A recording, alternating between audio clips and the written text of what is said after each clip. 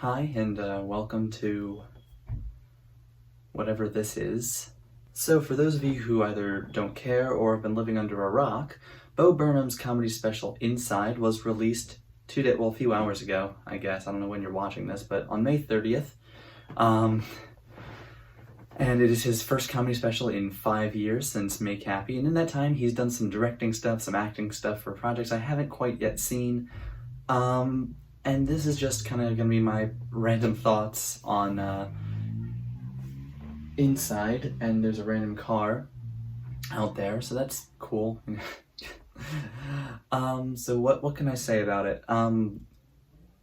It's obviously, I don't need to be the first person to say this, but it is obviously completely stylistically different from any of his other stuff his other specials, like What and Make Happy.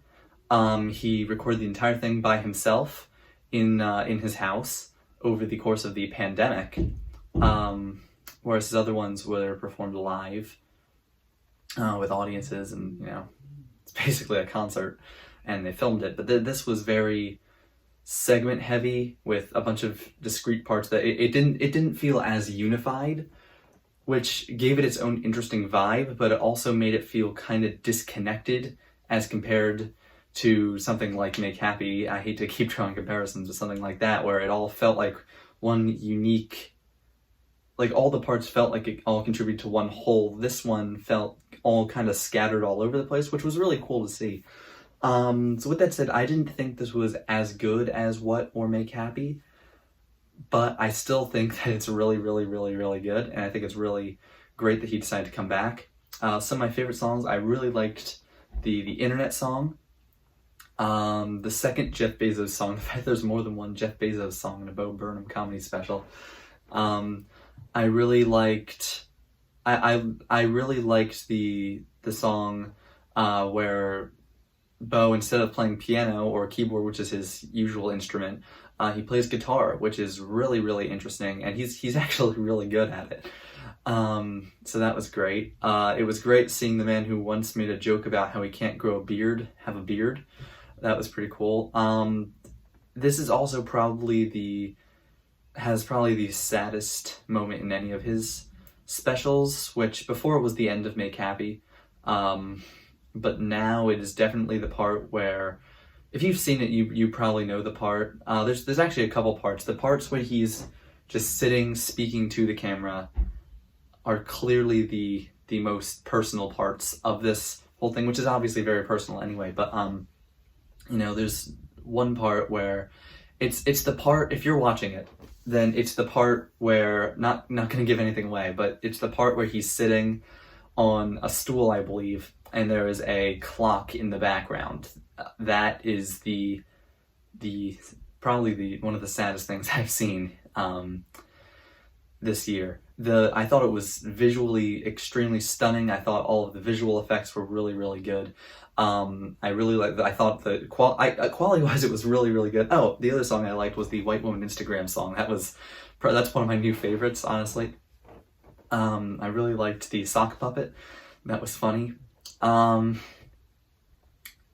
overall, it's just great to see that he has come back to what he started from. It's great to see that he's, at least it looked like he was kind of enjoying it for the most part.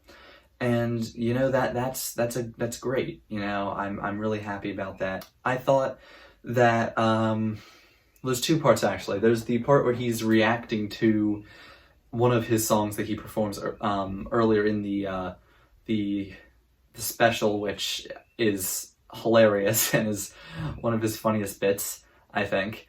And I also really like the part where he basically live streams a video game, which also don't want to go into too much detail about that because I want you to witness it for yourself, but that was really cool also. And just broad generic thoughts, as I already said, like, it's great seeing him back where he started from and back doing what he loves. And I hope that he, continues with it, and that's pretty much it. I'm going to give it a 10 out of 10. It's definitely weaker than What and Make Happy. I haven't seen Words yet because it's basically not possible to find anywhere, apparently. So it is weaker than those two just because of how of the nature of how it's made and the fact that it does feel so disconnected at times. Also, some of the songs are more hit or miss.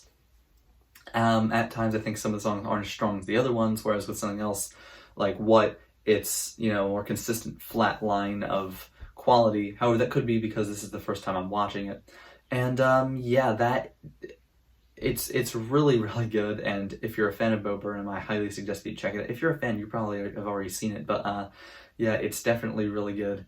And yeah, if you liked the video, then make sure to leave a like and subscribe, and to, you know, you can watch some other videos if you want. And yeah, make sure that you go watch this if you haven't already. Yeah, that's pretty much all I have to say.